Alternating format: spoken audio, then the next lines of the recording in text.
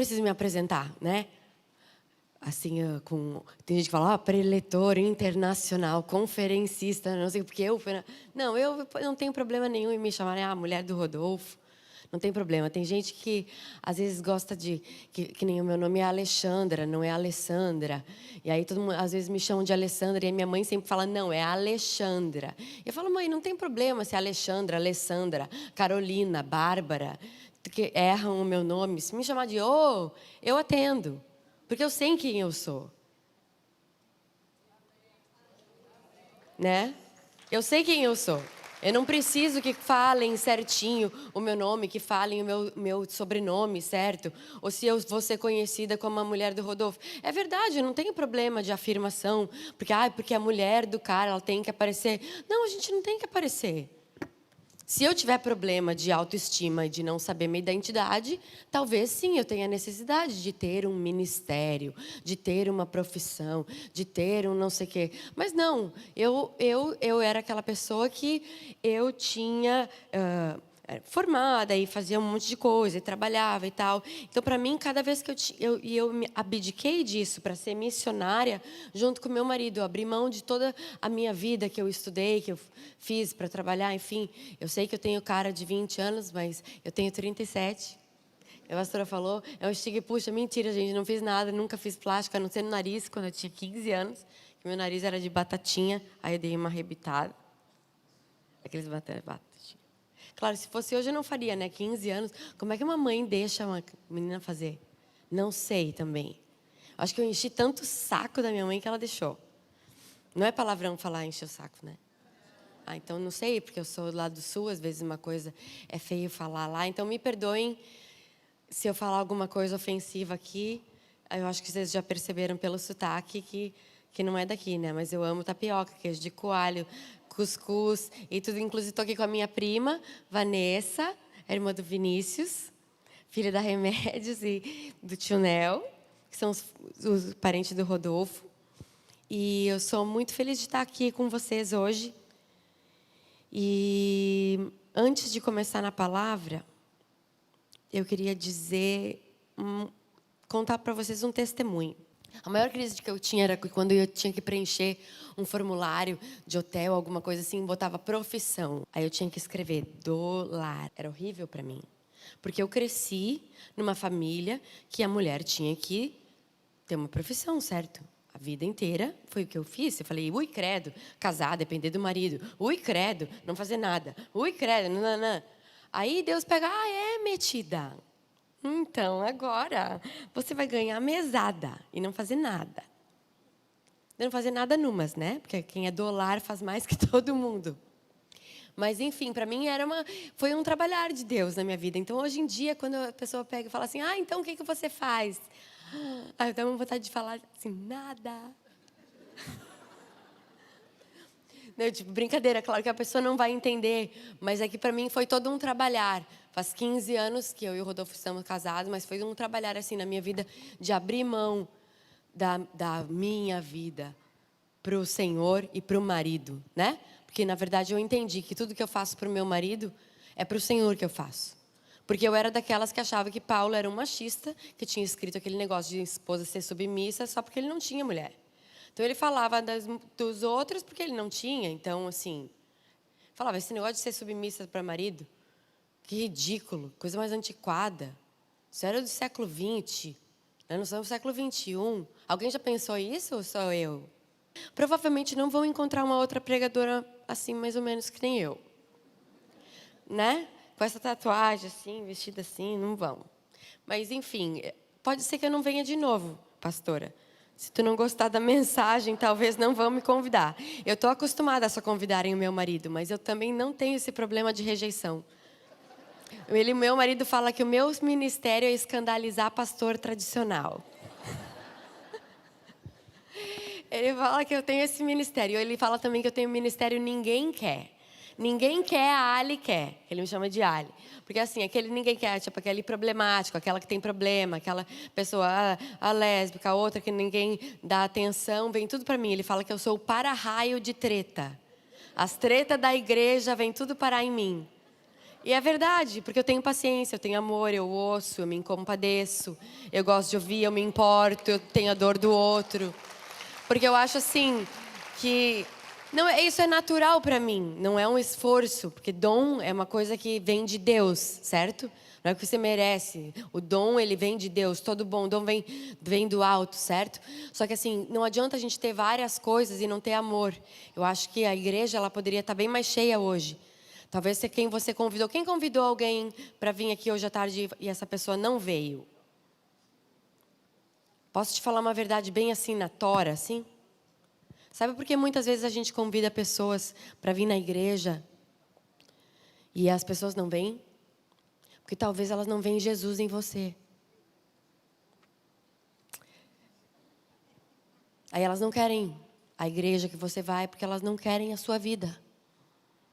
Porque muitas vezes a gente fala Jesus com a boca, a gente põe um adesivo no carro, usa camisetas com dizeres evangélicos, principalmente aqui no Nordeste. Gente, vocês são uma bênção, mas vocês são bem religiosinhos.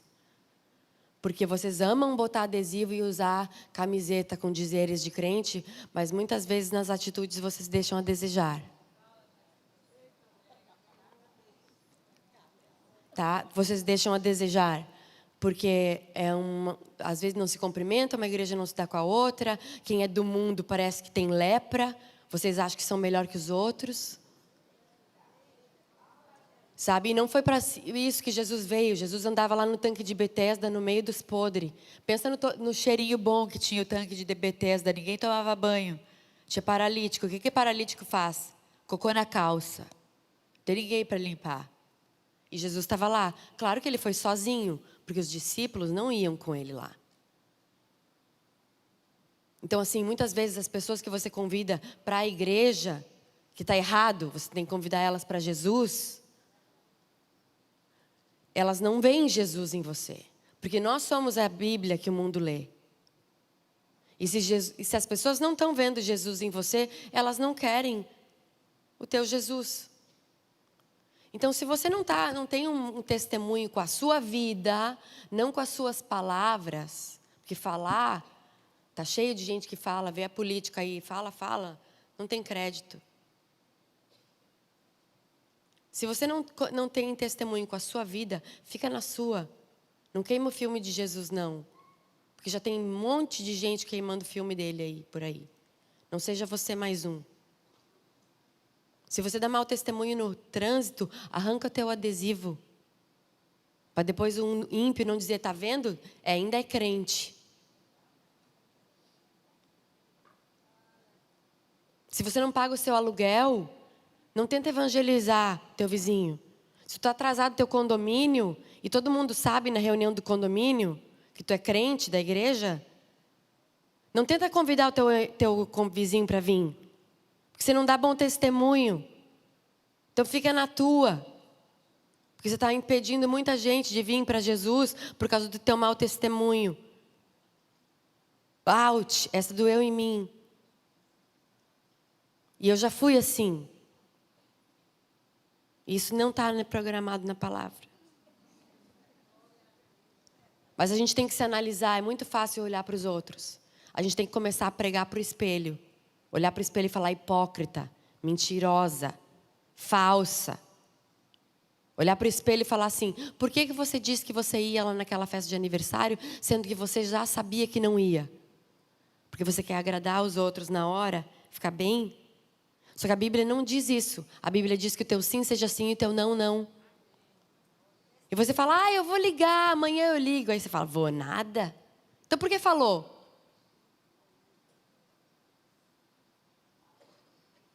Eu vou.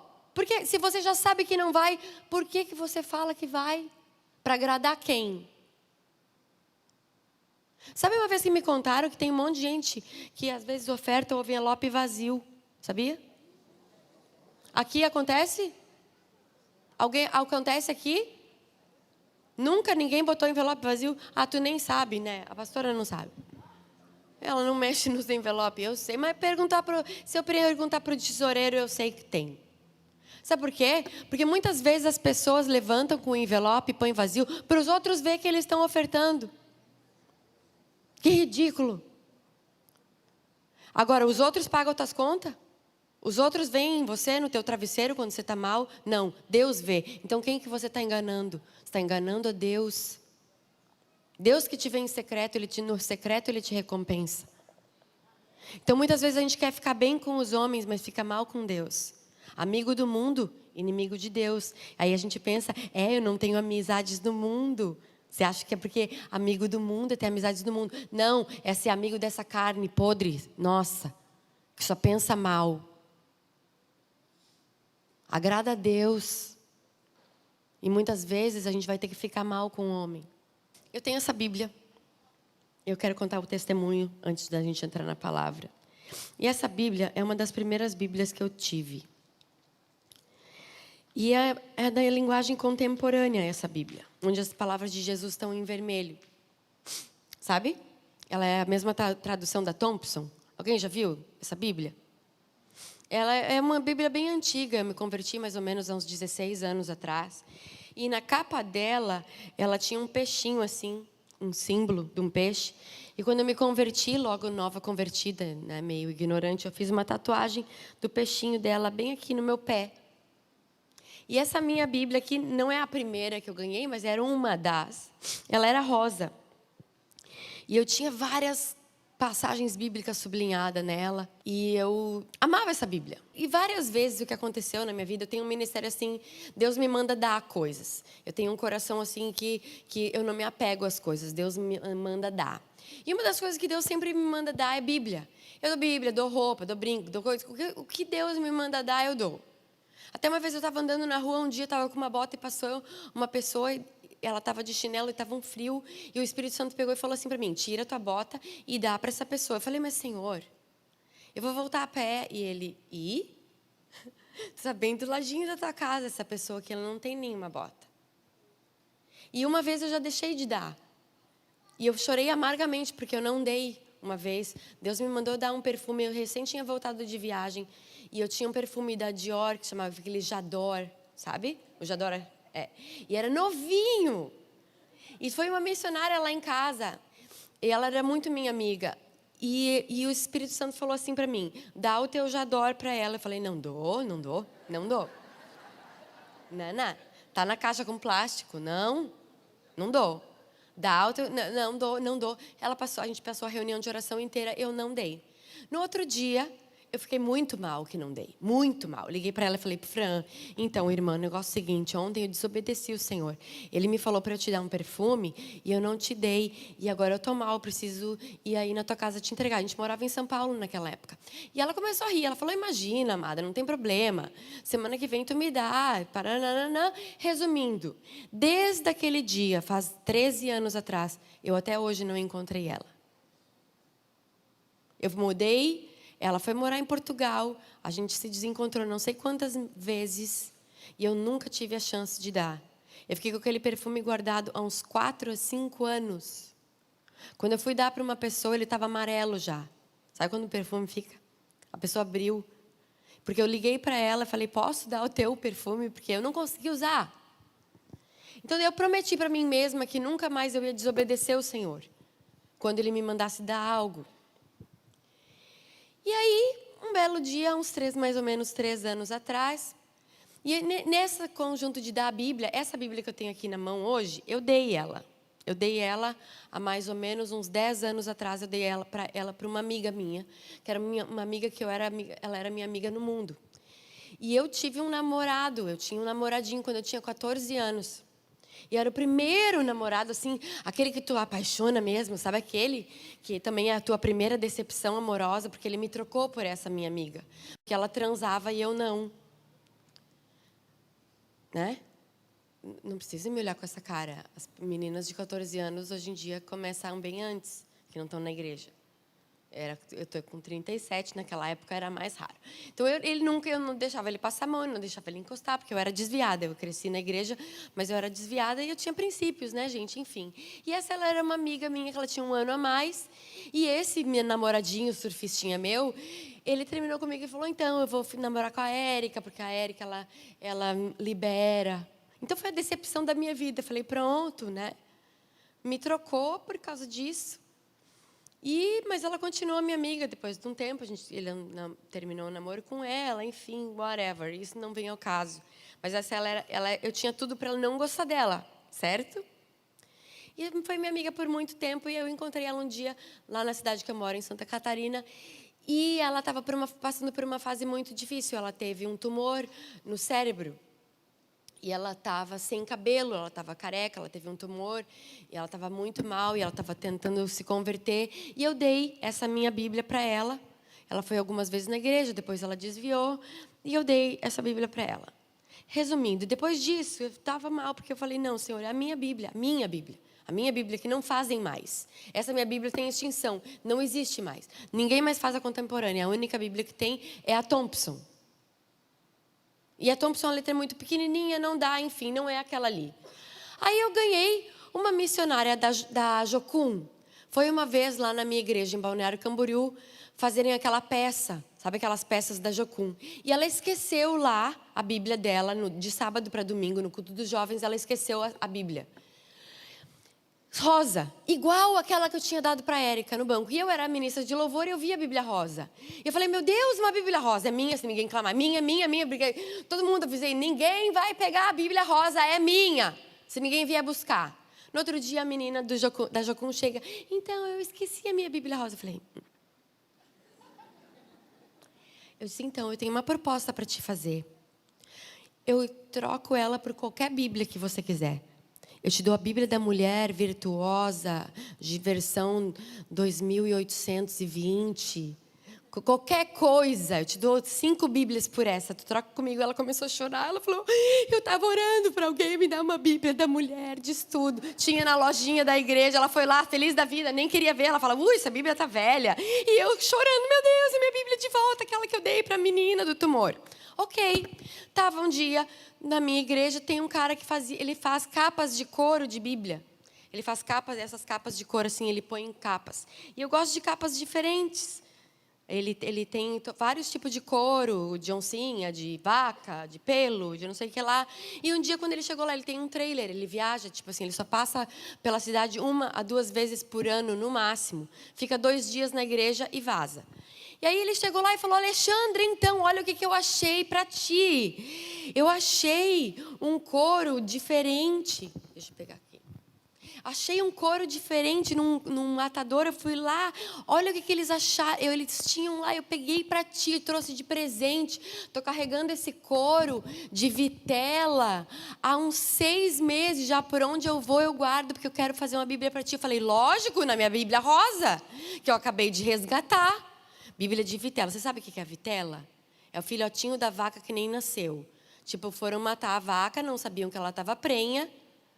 E para não desperdiçar, tiraram o corinho dela. Então, é um corinho era um corinho desse tamanho assim, ó.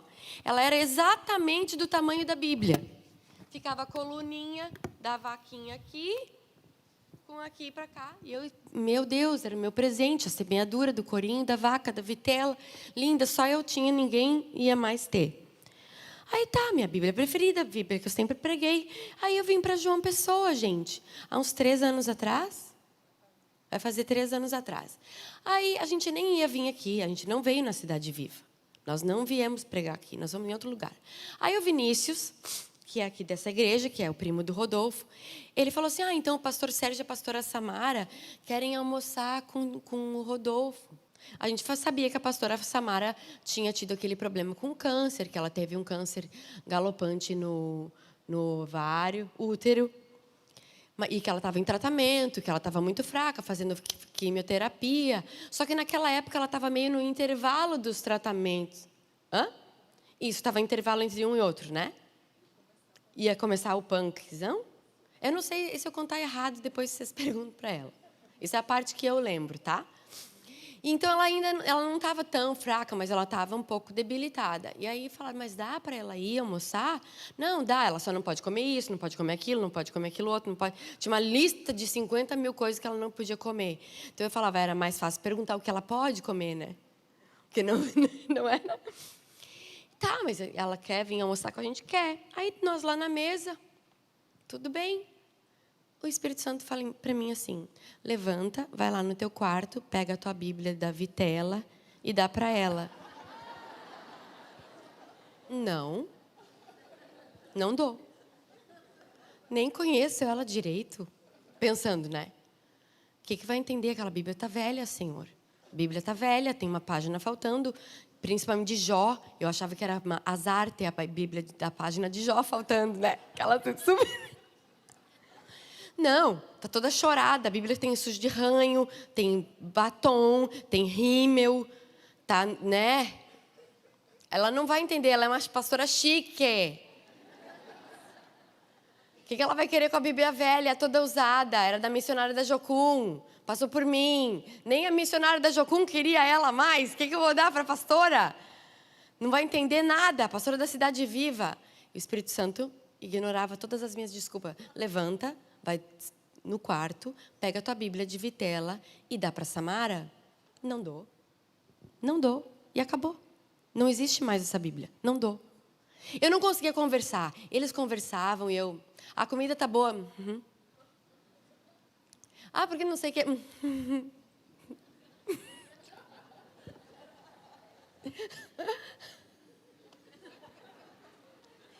Não tinha gosto, eu não sei o que a gente comeu. Eu não sei o que a gente conversou. Eu não sei nada daquele almoço. Eu só sei que eu briguei com o Espírito Santo por uns 10 minutos. E levantei assim.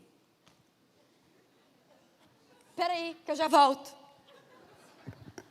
Fui braba. Eu cheguei no quarto, peguei a Bíblia e falei aqui. Olha aqui, Senhor. Eu vou dar, hein? Eu vou dar. Mas eu não aguento mais esse negócio de dar minhas Bíblias. Porque não é justo. Porque é a última Bíblia que tem. E essa aqui do couro de vitela, ele semeou na minha vida, ele disse que era para mim. E eu não estou entendendo nada. Se ela não gostar, eu não tenho nada a ver com isso, o senhor se entenda. E eu acho bom ter uma recompensa bem grande para mim por causa disso. Ele brigando no quarto, tá? Só que assim, você aprende a obedecer. Aí tem aquela parábola dos 2 filhos. Jesus fala assim, qual é o filho que fez a vontade do pai? Aquele que disse na hora, ai, tá bom, pai, vai e faz, e não faz? Ou aquele que reclama, esperneia e fala, ai, que saco, tem que fazer. Ai, não queria fazer, e vai lá e faz. Qual foi o filho que fez a vontade do pai? Então não fica, antes de você me julgar, achando que eu reclamei, vai ler a Bíblia. Eu reclamei, mas fiz, tá? Então, Jesus falou que o que importa é o filho que faz a vontade do Pai. Eu fiz a vontade do Pai, esperneando, mas fiz. Até Jesus falou, Senhor, se possível, passa de mim esse cálice, né? Tem um respaldinho bíblico bem pequenininho, eu tenho. Né? Se possível, trocar, eu dou a Bíblia da mulher para ela. Tá, chego na mesa, antes de mudar de ideia, eles no meio da conversa, falando alto, o pastor Sérgio Rodolfo numa conversa super profunda. Falei, então, gente, deixa eu só falar uma coisa. Falei, pastora, então, você não vai entender. Eu não sei por que o senhor está mandando eu fazer isso, mas eu vou obedecer. Ela pode fazer nenhum sentido para ti, eu lembro de falar isso. Ela está meio estranha, assim, está meio suja, está feia, mas o Espírito Santo está me incomodando uns 10 minutos, mandou eu te dar essa Bíblia, porque eu ganhei um couro de vitela. E Deus mandou eu te dar. Então, não sei o que você vai fazer com ela. E nisso, ela e o pastor Sérgio começaram a chorar. O pastor Sérgio, principalmente, chorava mais que ela. E ele começou a chorar, e ele começou a chorar, e ele falou, isso é a resposta de Deus, isso é a resposta de Deus. Eu falei, bom, não sei, né? Sei que eu tô pé da cara, tendo que dar minha Bíblia. Mas até então, sabe, uma hora assim, agora eu tô até exagerando, gente, não foi tão assim. Porque uma hora que você decide dar, você já para de sofrer. Você só luta um pouquinho. É igual obedecer marido. Você luta um pouquinho, mas depois você vê que é melhor, ele tinha razão. 95% das vezes o marido está certo. Os outros, é sério. Quando ele pede para você não fazer uma coisa e você desobedece, quem se dá mal é você. A gente está certo, claro, 99,5% das vezes quando a gente tem razão. Em outras coisas, que era para virar na direita, não na esquerda, que o negócio estava lá embaixo do baú, não ali. Nessas coisas a gente está certa, não confunda. Porque mulher, quem sabe onde estão as coisas na casa é a gente mesmo. Mas o marido, quando ele pede para você fazer uma coisa, não faça. Não desonre. Aqui a Maria, ela está em mãe em primeiro lugar porque ela ainda não era casada, tá? Porque se ela fosse casada, ela era mulher primeiro. Não confunda, tem mulher aqui, quando você estava falando, tem mulher aqui que coloca os filhos na frente do marido, está errado. Errado. Teu marido é teu marido. Os filhos vão casar. Teu marido até a morte é teu marido. Filho não ocupa lugar do marido. Tem mãe, tem mulher aqui que é um amor com os filhos. E com o marido é uma bruxa. Parabéns. Você está cumprindo muito bem seu ministério. Mãe. Porque ela foi primeiro mãe.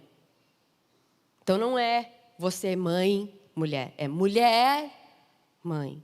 A não ser que você seja mãe solteira, viúva, ou qualquer outra das opções abaixo. Resumindo, naquele dia eles tinham recebido uma aprovação de um tratamento, de uma vitamina que tinha dentro, o principal nutriente dela era qual que era? Qual que era? Eles tinham recebido vitela. Era uma vitamina extraída da medula da vitela. E eles tinham recebido naquela manhã. E o Senhor tinha falado para o pastor Sérgio: ainda hoje vocês vão ter uma resposta e uma confirmação de que sou eu e ela vai ser curada. E ela foi curada. E ela está aí hoje com esse cabelão. Né? Não é? Então, a gente podia até fazer a oferta de novo. Porque muitas vezes Deus vai te pedir coisas que não é dinheiro.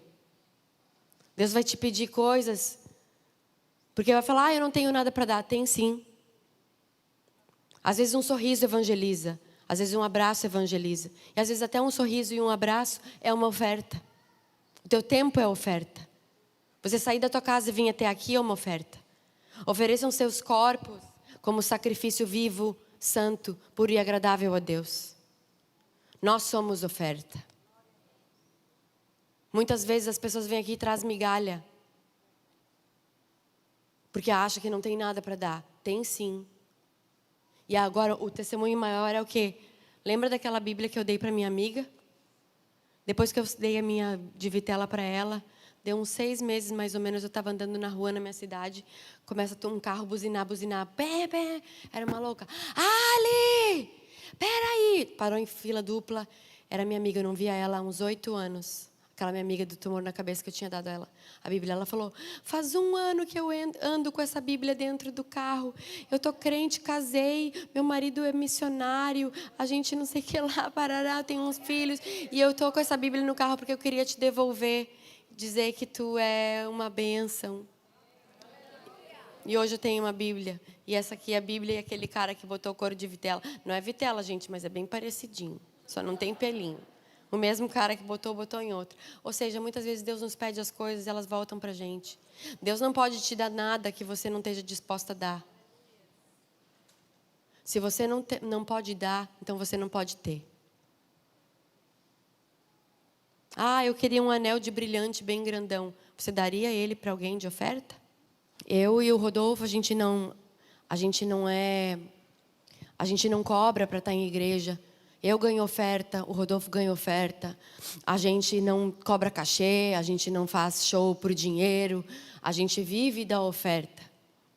Só que a gente entende que tudo é uma oferta. Alguém que nos leva para jantar é uma oferta. Alguém que nos dá uma carona é uma oferta. Alguém que me serve um copo d'água é uma oferta. Alguém que me dá uma pulseira é uma oferta. Jesus falou: tive fome e não me deram de comer. Tive sede e não me deram de beber. Mas aquele que dá até que seja um copo d'água para os meus, receberá 100 vezes mais nessa vida e na vindoura. Então, muitas vezes, quando você semeia na vida de alguém, se essa pessoa é do Senhor, você vai receber, não é só no altar. No altar a gente dá dízimo e dá oferta sim. Mas Deus pode nos usar para semear coisas na vida das pessoas. E quanto mais você abençoa, mais você é abençoado. Nós precisamos mudar essa mentalidade. Sabe, quando você sentir de dar uma roupa sua, dê. Agora eu estou me mudando agora, né? E uma amiga minha foi me ajudar a separar as roupas. E ela falou assim: ai, mas por que você vai dar isso? É tão bonito. Por que você vai dar isso? Ainda te serve. Eu falei: porque eu tenho que dar o que é bom, eu não posso dar só o que é ruim. Eu tenho que dar algo que ainda me serve. Porque dar o que não me serve e o que está velho é migalha. Você tem que aprender a dar coisas do que é bom. Então, que durante essa reunião, se o Espírito Santo te tocar de alguma coisa, qualquer coisa que seja para você dar para alguém, sabe, alguma coisa que está lá na sua casa parada, sabe, começa a semear, começa a ter um coração doador. Jesus deu a sua vida, o amor de Deus é tão grande que Ele deu o seu Filho. Porque Deus amou o mundo de tal maneira que deu. Amor é dar. Deus amou e deu o seu Filho. Para quê? Para morrer por nós. Então, se você diz que é cristão e não tem um coração doador, está faltando algo, tem um ajuste que precisa dar. Amém? Honre seus líderes, honre seus pastores. Não é bajular. Ah, mas vão pensar que eu estou tentando comprar. Que pense, não é problema seu. Deixa eu pensar. O que interessa é a intenção do seu coração. Deus sonda teu coração. Ah, mas o que a pessoa vai pensar? E daí que pensam? Vão pensar tanta coisa? Pensar, pensou. Fazer o quê? Maria, se ela fosse pensar, ela tinha dito não. Como uma virgem engravida.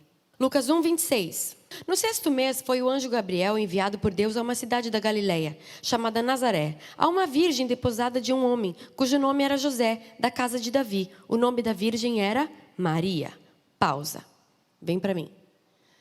No 6º mês foi o anjo Gabriel enviado por Deus a uma cidade da Galileia chamada Nazaré. Ou seja, Jesus era nazareno. Deus enviou o anjo Gabriel para falar com Maria, certo? No lugar certo, na hora certa, no local específico. Deus sabia o que estava fazendo. Amém? A profecia era que a salvação ia vir dos judeus, e era de Nazaré, e era da cidade de Belém, e era tudo lá, certo? Ali, há uma virgem desposada de um homem, cujo nome era José. Deus sabe o teu nome. Deus sabe o nome de quem você está despojada. Deus sabe o nome, desposada. Deus sabe o nome da tua descendência. Deus sabe a tua linhagem. Da casa de Davi. O nome da virgem era Maria. Ponto. Quem já leu que Jesus é a raiz de Davi? Quando o cego pega e fala assim: Jesus, filho de Davi, tem misericórdia de mim. Como é que o cego sabia que Jesus era filho de Davi? Da linhagem de Davi. As profecias em Isaías falavam que da raiz de Davi nasceria o Salvador. Deus escolheu uma família. Ele não escolheu Maria. Ele escolheu uma família. Naquela época, as pessoas eram prometidas. Os judeus, eles tinham esse hábito de pegar e já está combinado. Essa aqui vai casar com aquele ali. Eles estavam noivos. Ela já estava comprometida. Deus não pegou uma solta lá. Deus não ia envergonhar uma menina. Não, ela já estava prometida para José. Deus escolheu a família. Deus escolheu José. Quem era da raiz de Davi era José.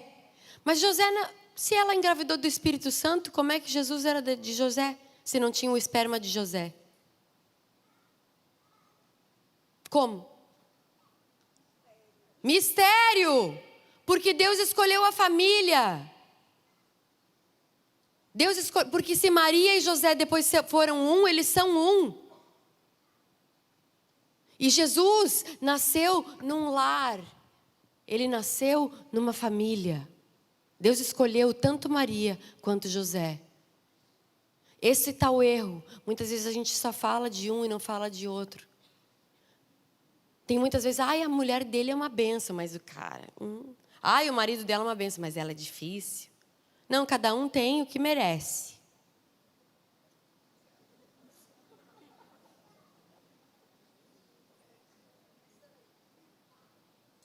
A mulher edifica o marido, Santifica o marido, valoriza o marido, dá palavra de vida para o marido. O marido vai ser o que você acredita que ele vai ser. Agora, se só tem palavra de reclama, reclama, reclama, reclama, reclama. É desse jeito para pior. Eu sei porque eu reclamo. Vocês acham que só vocês estão apanhando? Eu reclamo pra caramba, eu reclamo, né, tia?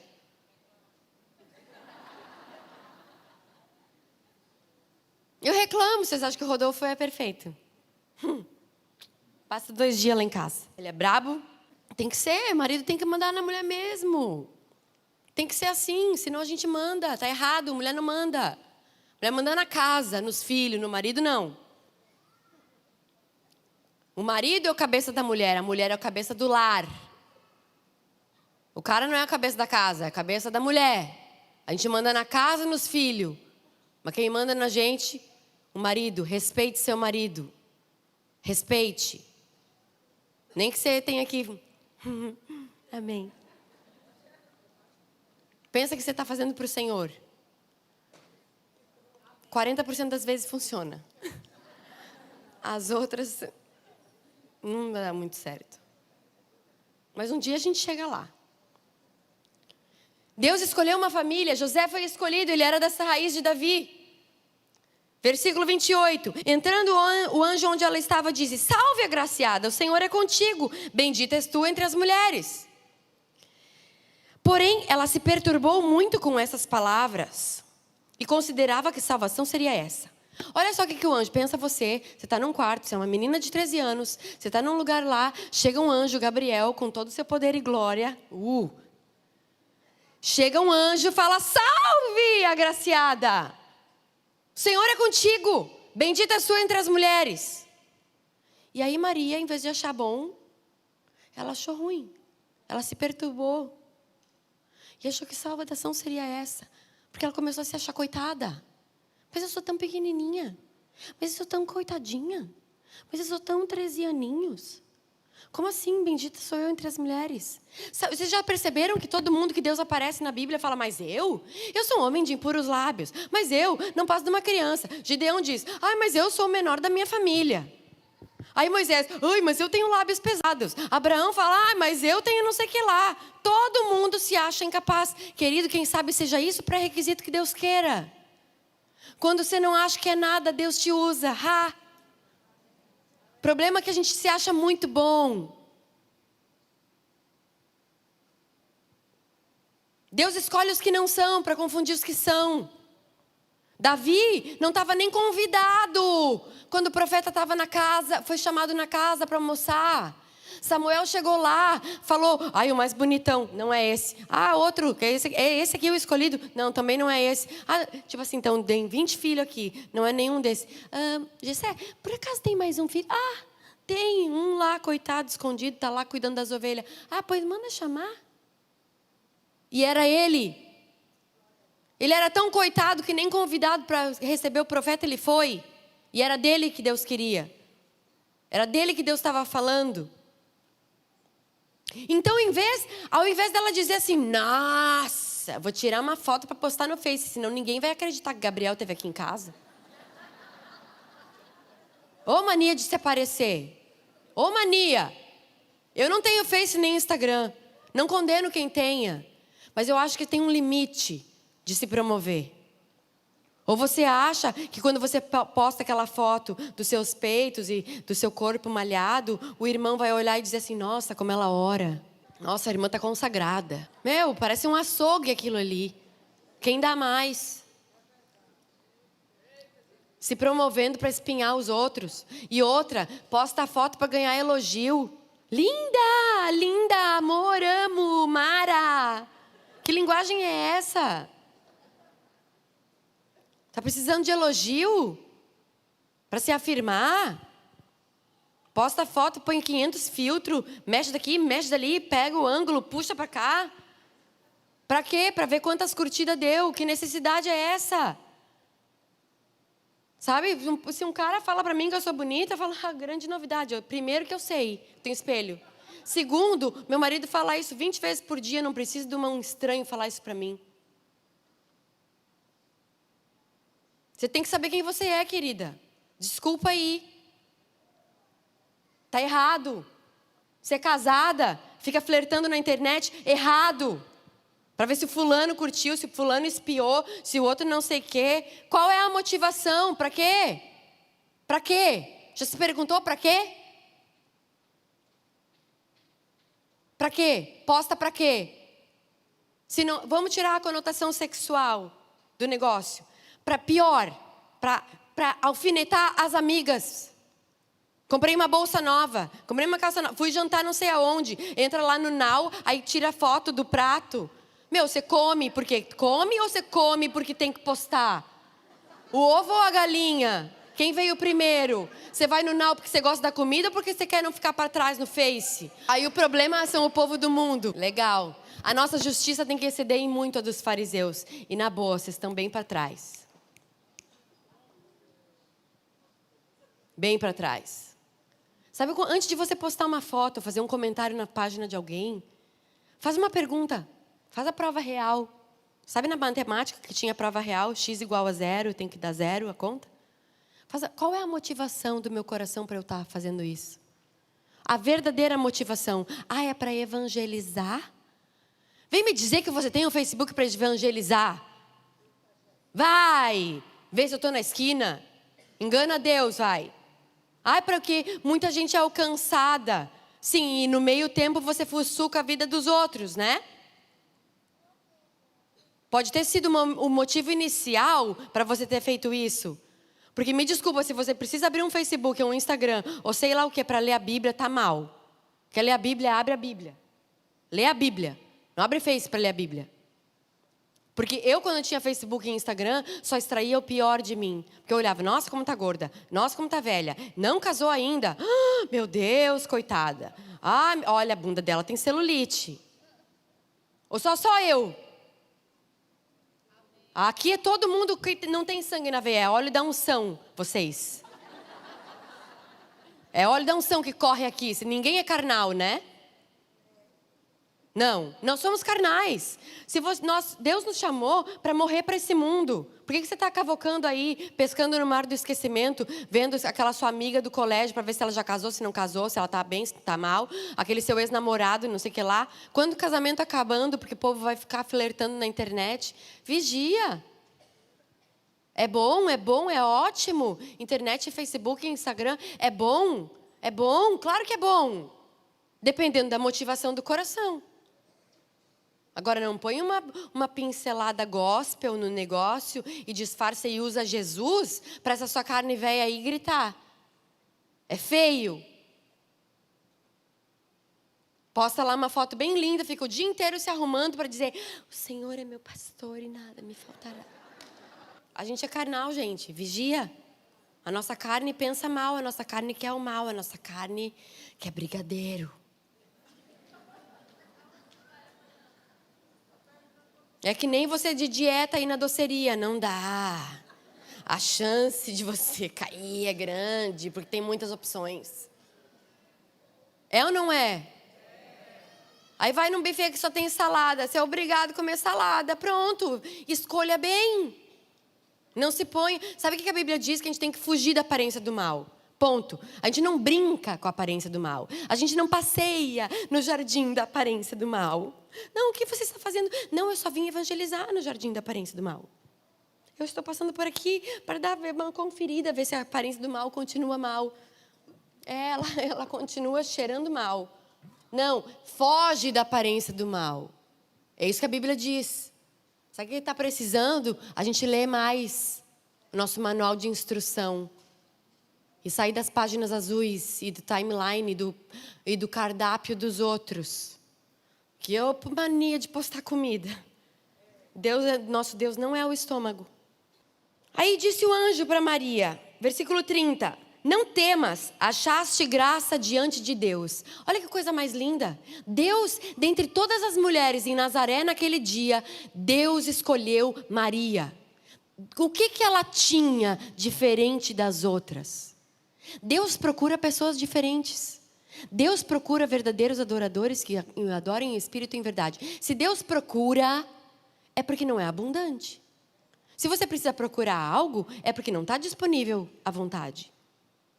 Se Deus procura, é porque não é todo mundo. Concorda comigo?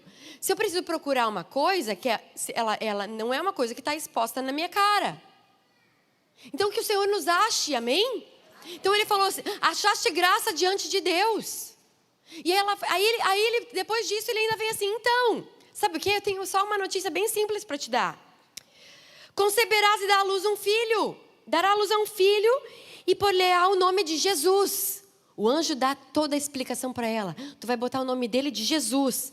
Ele será grande e será chamado Filho do Altíssimo. O Senhor Deus lhe dará o trono de Davi, seu pai.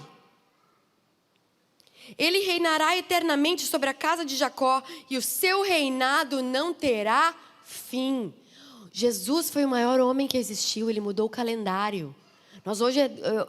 Ele mudou.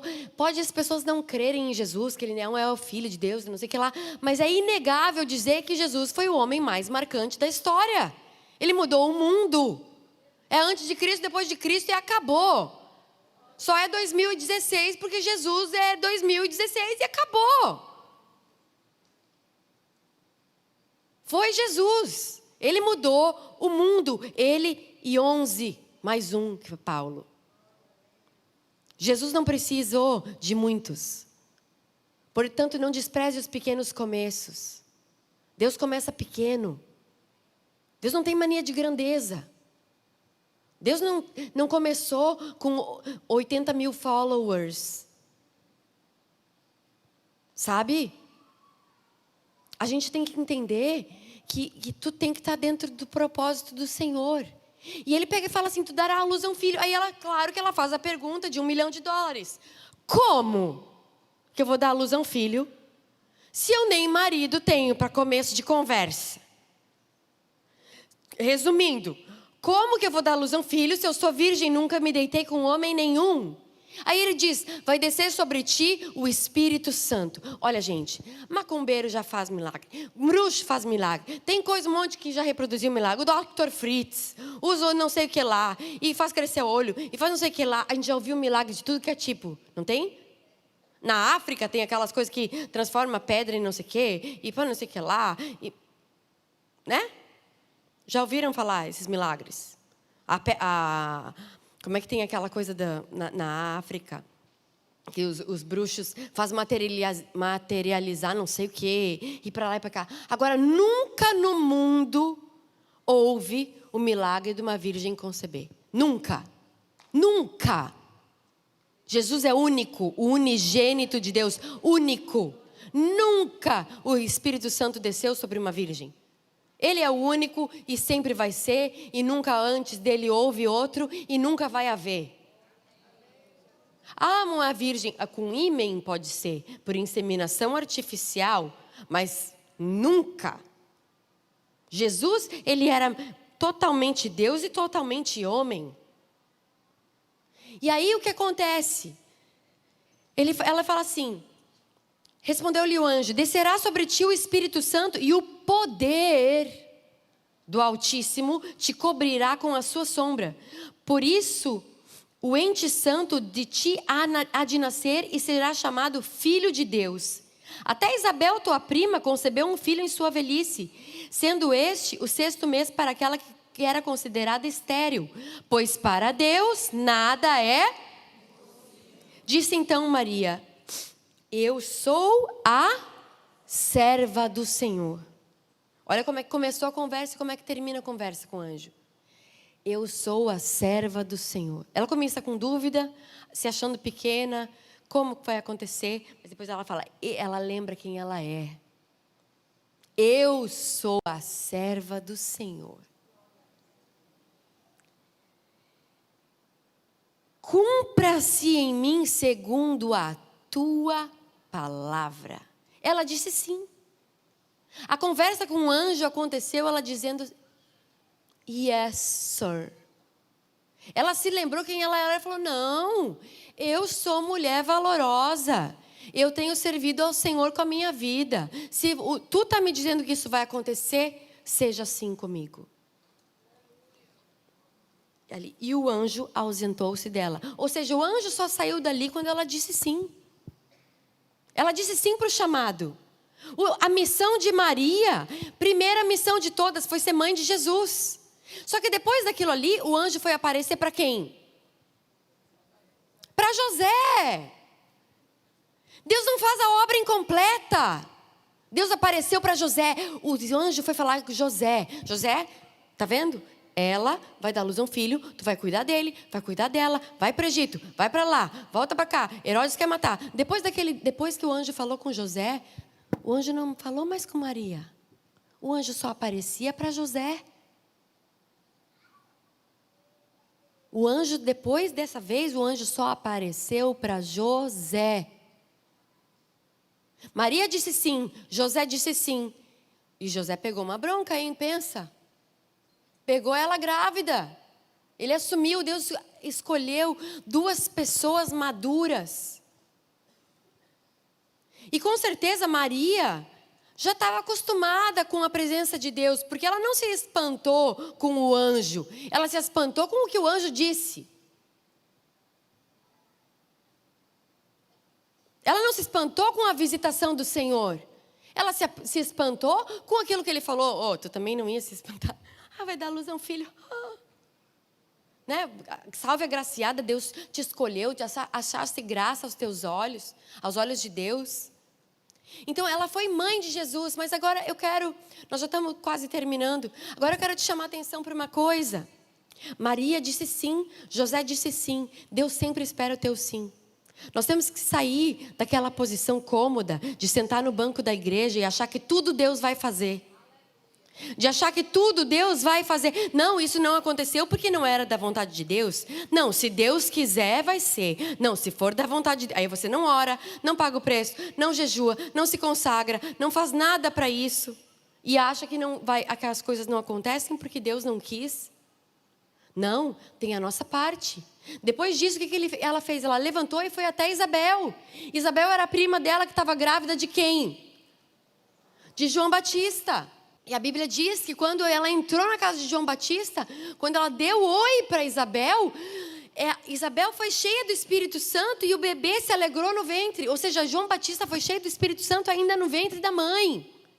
Por isso que Jesus falou, nascido de homem não teve nenhum maior, nascido de mulher não teve nenhum maior do que João Batista. Por quê? Porque ele foi cheio no ventre. João Batista foi cheio ainda no ventre. Ele se alegrou na presença, ou seja, Maria só estava carregando um embriãozinho de Jesus. A presença de Deus já estava nela. Tanto é que um reconheceu o propósito do outro. As duas estavam carregando o mesmo propósito. Um veio primeiro para preparar o caminho e depois veio Jesus para cumprir. E quando João Batista vê Jesus, ele fala assim, não, eu não sou digno, tu é o cara. Ele falou, não, convém que nós cumpramos toda a justiça. Convinha que eles fizessem a justiça. A justiça era o quê? Era a vontade de Deus. A vontade de Deus é a justiça. A vontade de Deus eram os dois. Os dois tinham que fazer. E o reino de Deus era chegado. E qual que era a mensagem deles? Se arrependam. Sabe, tem uma coisa que Deus tem sempre falado comigo. Quem é muito bom de justificativa é ruim de arrependimento. A gente tem que parar de se justificar. Ah, mas eu fiz isso porque isso e isso. Ah, mas eu agi assim porque ele me fez mal. Ah, mas olha, e tu, parece briguinha de irmão, criancinha. Ah, foi ele que me bateu. Eu bati porque ele me bateu. Ah, mas ela me respondeu primeiro. Ah, eu fiz isso porque ele me fechou no trânsito. Não, se arrependa, é mais fácil, dói menos. Economiza estresse. O reino de Deus é isso, é arrependimento. Essa é a mensagem de Jesus. É se arrependa. Se arrependa. Se arrependa porque é chegado o reino. O reino de Deus, a salvação é de graça, querida. A salvação é de graça, mas o reino nos custa tudo. O reino de Deus é tomado à força. E os violentos se apoderam dele. Ou seja, nós temos que sair dessa posição passiva de achar que Deus faz tudo. Ou seja, Deus fez, colocou o impossível, sim. A parte impossível é para Deus. A parte impossível era colocar, germinar aquele embrião dentro do ventre dela. Mas ela disse sim, e dali ela levantou, ela foi para Maria. Depois eles foram para... O Jesus foi nascer para outro lugar, eles pegaram um molinho e foram para lá. Depois foram para cá. Depois foge de Herodes, vai para o Egito, vai para lá, vai para cá, vai para lá, vai para o templo, vai não sei aonde. Eles faziam a parte deles. Não é? Ah, não, é filho de Deus, então Deus que cuide, põe aqui um escudo invisível, vai vir os homens de Herodes e eles vão cair tudo morto, igual Matrix. Hadouken, né? Não, a gente tem que fazer a nossa parte. O problema é que a gente acha que Deus tem que fazer tudo para você. E você trata Deus como Papai Noel. Vem na igreja, faz sua lista de pedidos. E Deus acha bom que você veio na igreja ainda. E acha que você vem fazendo um favor para Ele. Querida, Deus é Deus. Ele não é teu servo. Ele é Senhor. Não trate Ele como teu servo, teu escravinho, para cumprir tua listinha de pedidos. Eu quero isso, isso e isso aqui. Essa é a minha meta de 2016. E se em dezembro eu tiver feito e não riscado tudo que eu pedi aqui, eu nem venho mais nessa coisa e esqueço de virar para crente. Igual Papai Noel, não existe. Nem Coelhinho da Páscoa. Não trate Deus como assim, porque esse Deus aí que você acha não existe também. Porque Ele não está aqui para satisfazer os seus desejos. Não é o gênio da lâmpada. É o contrário. Peça coisas para Deus que só Ele pode fazer. Peça coisas para Deus que sejam impossíveis. Agora, coisas que você tem que ralar para fazer, faça você. Para de pedir coisas que é de homens para Deus. Peça coisas para Deus que só é impossível pode fazer. Que o cego, quando Jesus chegou na frente do cego, ele falou assim: o que queres que eu te faça?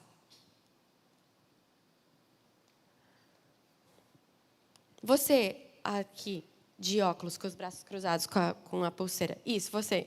Como é que é teu nome? Hã? Marinalda? Ela? Leda. Se eu chegasse para você, Leda, e falasse assim: Leda, o que quer que eu te faça? Eu sou. Eu carnalmente.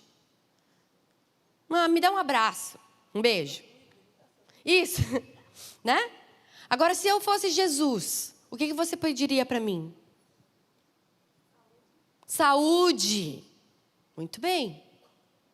Agora o cego estava na frente de Jesus. Ele pergunta, e Jesus chega para ele e fala: pois não. O que você quer que eu faça? Ele não falou assim: eu quero que alguém me leve no banheiro, porque eu estou muito apertada. E ninguém me carrega porque eu sou cego. Não, eu quero uma cadeira de rodas para eu andar, porque eu estou sentada aqui. Eu quero o número 1 do McDonald's com coca, por favor. Sem queijo. Ele não pediu coisas materiais. Ele pediu para ver. E você pensa que é óbvio. Eu pedi para ver. Não, não era óbvio. Era um milagre. Maria. O primeiro milagre de Jesus. Qual foi o primeiro milagre que Jesus realizou? Qual foi o primeiro milagre? Ele transformou a água em vinho. Certo? Aonde? Casamento, certo? Quando Maria chega, a Bíblia diz que tinha acabado o vinho no casamento. Maria chega para ele e fala assim: então, Jesus, acabou o vinho. O que ele responde para ela? Mulher, que tenho eu contigo. Olha como é que ele fala com a mãe. Mulher, que tenho eu contigo. Eu muitas vezes li essa passagem e falei: nossa, Jesus foi grosso, né? Jesus foi grosseiro com a mãe. Sabe o que é o problema? O problema é que muitas vezes Deus nos dá uma missão, Deus nos dá um dom, Deus nos dá algo e a gente começa a achar que a gente é dono daquilo ali. Maria começou a achar que ela mandava em Jesus. Ele falou: não é hora. Não está chegada a minha hora. Acabou o vinho. E Jesus respondeu: sabe o que quer dizer assim? Mulher, que tenho eu contigo. Ele quis dizer assim: E eu com isso. Foi isso que ele quis dizer. Na versão original, que ele quer dizer, acabou o vinho e eu com isso.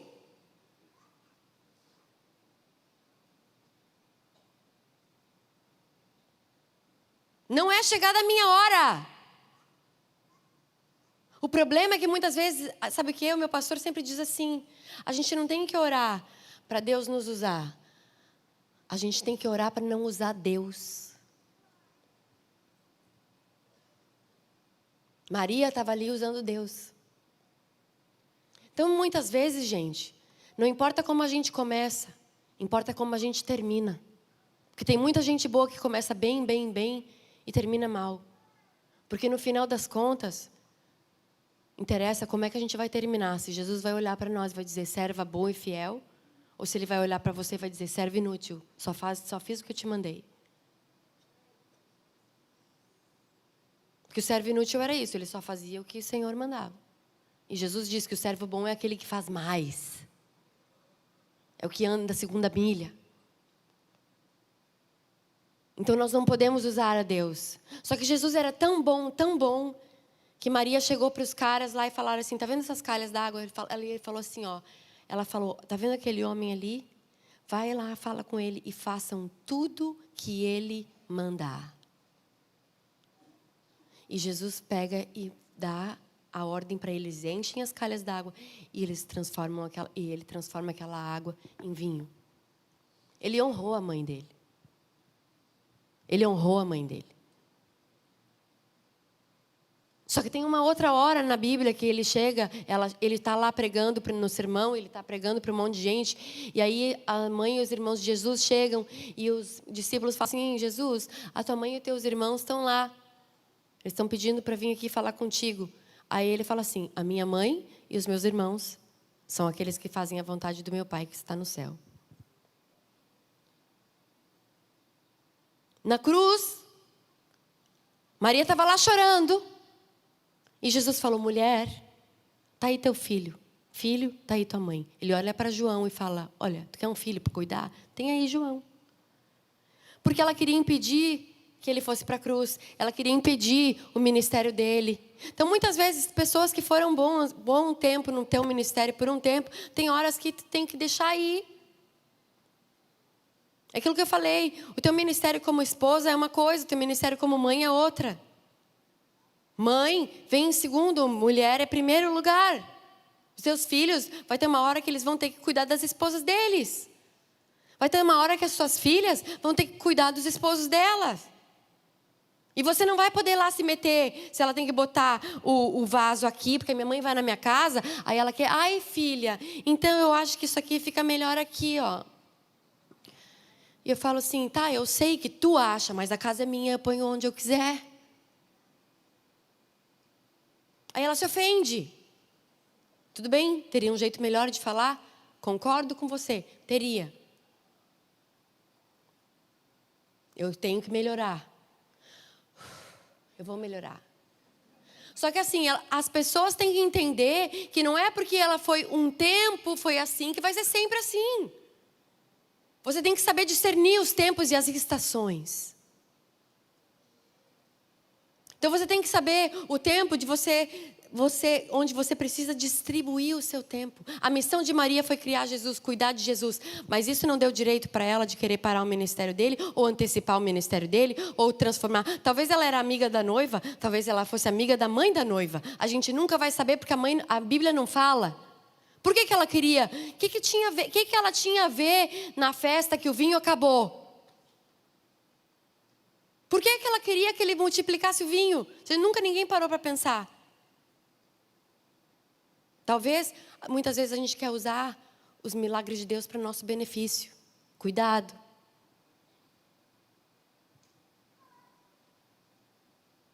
Cuidado. Porque no final, claro, Maria, não vamos tirar o mérito dela.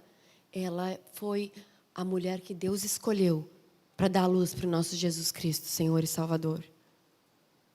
Mas se até com ela Jesus foi duro, se até para Pedro Jesus chamou de Satanás, por que você acha que ele vai sempre só passar a mão na nossa cabeça?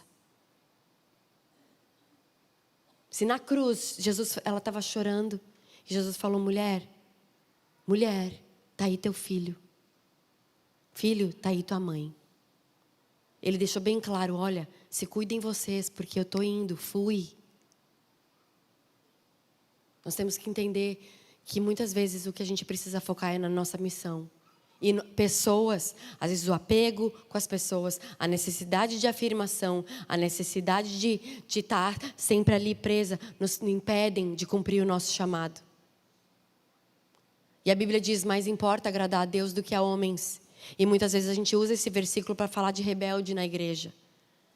E não é, muitas vezes agradar homens é agradar a gente mesmo, o homem carnal, eu, filho do homem. Jesus se chamava filho do homem.